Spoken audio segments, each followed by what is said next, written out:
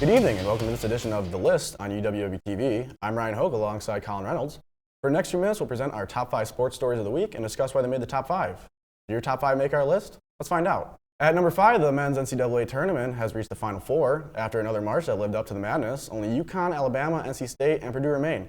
So, Colin, what do you think of the teams that made it this far, and who do you think can go all the way? We got some great teams here for the Final Four. Yeah, definitely some great teams. These teams have earned their place in the Final Four. You got the powerhouse UConn, who is led by at least 30 points in every game. Their center, Donovan Clingan, has been absolutely dominant, 7'2". He had 22 points, 10 boards, as well as 5 blocks in their Elite 8 game. And UConn also has 5 players averaging double figures per game. So just a powerhouse on offense, but they're also elite on defense. And for Alabama, this is their first Final Four in their program's history. And they've got Mark Sears, who has turned it up in March, averaging over 24 points a game on 47% shooting from 3. So absolutely just a sniper from deep. And then Grant Nelson, Alabama center, 6'11". He had 24 points, 12 rebounds, and 5 blocks of his own in their Elite 8 matchup. On the other side, you've got Purdue versus NC State.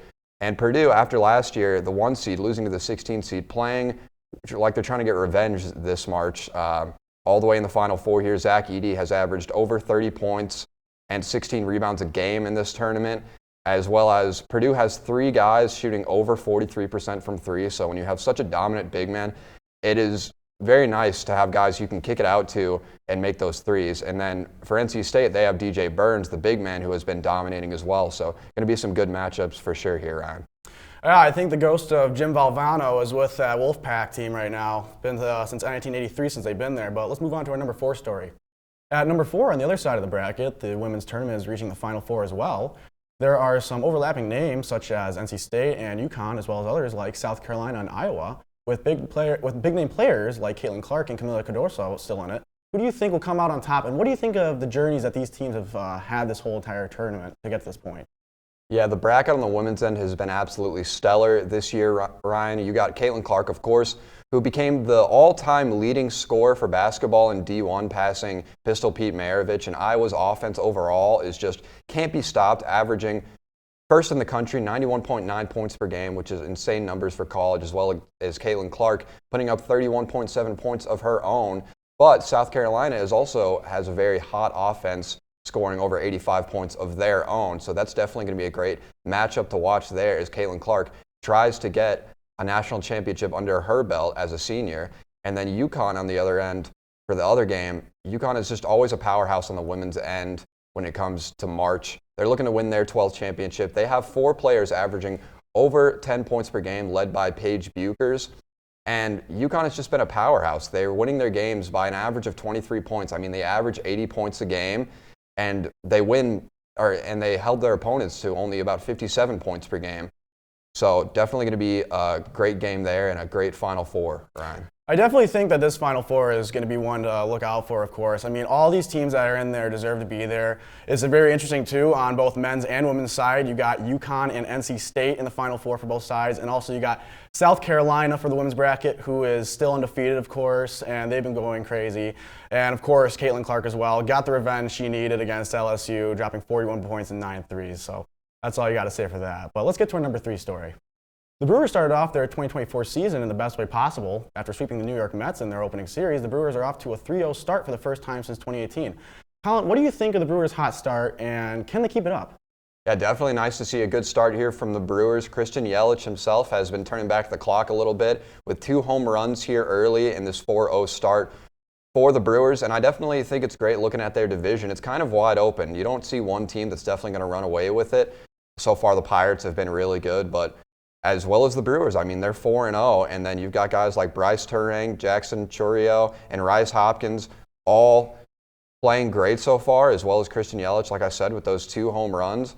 So definitely gaining some momentum here in this wide-open NL Central. So hopefully they can keep this momentum going, and if they can, they could definitely get a playoff spot, Ryan. Absolutely. I think that the Brewers have been off to a very hot start. Like you said, Christian Yelich, he's giving us a little taste of 2018 and 2019 right now. I think that's kind of fantastic, of course, too. 2 home runs and 6 hits in 4 games. I mean, you couldn't ask for a better start for this team right now. You also got Jackson Chourio, who is very fantastic right now. I mean, he is only 20 years old. He just turned 20 last month. We're older than him. Like, you realize that now. We have baseball players who are the same age as us, and they look like they're 40 almost. So this guy is a powerhouse, and I can't wait to see what we have coming out of this guy in the future, of course. A great rookie debut so far for him, I think. We've got more coming up on the list, including the rest of MLB, as well as Warhawk Baseball. We'll be right back.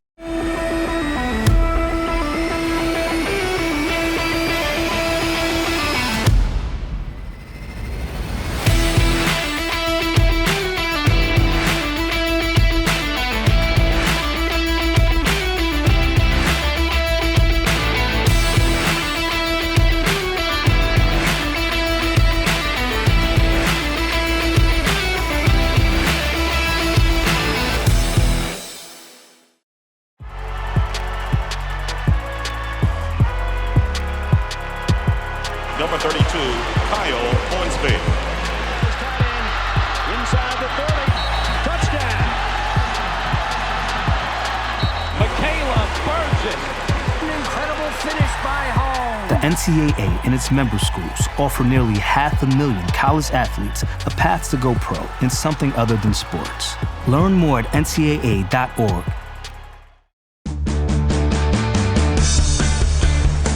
For Hawk Talk, especially on days I'm hosting, you really need to be up early looking at those news stories. Even the night before, I'm finding topics that I can incorporate in the show, and I feel like we get a conversation going. Once you get the opportunity to do that with other people who appreciate it the same level as you do, it makes it that much more enjoyable.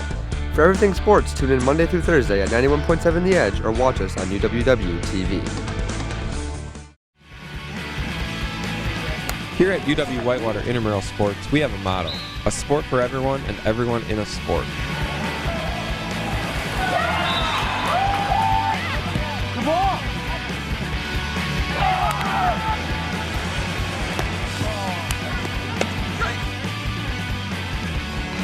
That's it anyways. Oh, she got that. Oh, they're going to count it. Had a blast.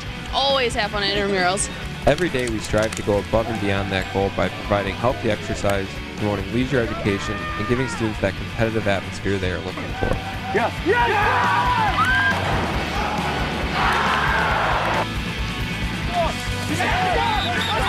It's exciting. Brings me back to those high school days with Friday Night Lights. With our 25 different intramural sports offered, we guarantee that we have a sport for you. Go to our website and find your sport today.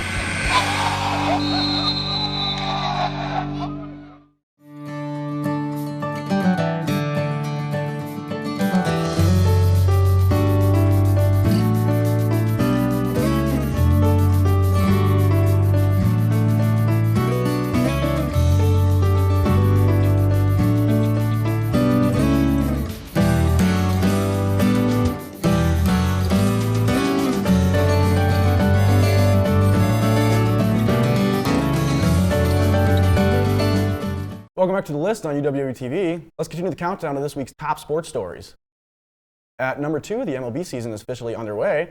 The time has come for teams and fans alike to find out if all the offseason moves are enough to lead to a winning result. With plenty of new faces and new places, who are some of the teams or players you're excited to see this season, Colin? Looking at the Yankees, they've had a stellar start adding Juan Soto to that squad. They're 5-0 now. After a lackluster year last year, missing the playoffs, obviously injury riddled. You love to see this 5-0 start. Yankees just an absolute powerhouse. Definitely going to give the Dodgers a run for their money, so hopefully they can keep that momentum going. And then you look at the Astros. They had a rough start. Unfortunately, they had to play the Yankees for their first series of the season and got swept.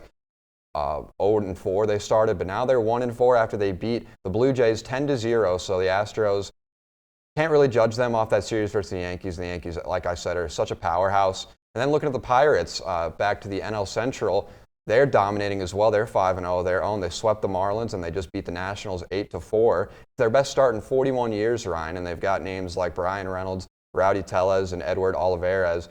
That Pirate squad is just definitely going to be interesting to watch, and that NL Central race is going to be interesting to watch. As I said earlier, it's wide open. Just to see who comes out on top of that is going to be really interesting. I think it's definitely up in the air for the NL Central. I'm glad you brought that up. The Pirates being 5-0 to start it off is a shocker to me. I don't think the competition they've really played, though, has been able to justify that, honestly, in my opinion. The Dodgers, of course, trying to prove that they can buy a championship, it seems like. It's all kind of, turning out well as it usually does, but they get to the playoffs and they usually choke, so we'll see how that is. But you bring up the fact that the Astros are struggling right now too. I think that it's gotten to the point where I think they're done now as a dynasty. I'm calling it quits for them. They look like they have been struggling, and I think they're done, honestly. So that's my take on that. But let's get to our number one story of the week. The UW-Whitewater baseball team's hot streak continues as they reach 14-3 to start the season. This comes after a 4-game series sweep over Stout this past weekend, with Whitewater averaging 10.5 runs per game and opponents averaging 4.1 runs per game. What do you think of the strong start for the season for the Warhawks? What are your thoughts on this? Absolutely great to see this Warhawk team starting off so strong. Obviously, they made it to the WIAC championship game last year where they lost to La Crosse, but like you said, they're averaging almost 11 runs a game and only giving up 4. So just an absolute powerhouse when it comes to getting those runs. They got Eli Frank. I mean, he's batting a .485, 27 RBIs, and over 51% on base percentage. And then Daryl Jackson as well, .396 batting average, 18 RBIs, and also over a 50% on base percentage. And then you look at Matt Skolin as well, .391 batting average, 3 home runs of his own, and 20 RBIs. So just a lot of firepower on this Warhawk team so far, and they are currently first in the WIAC standings for baseball. So let's hope they can keep this momentum going. It's a close race with Oshkosh here, but they have a lot of momentum, and I could definitely see them going on to win a national championship, Ryan.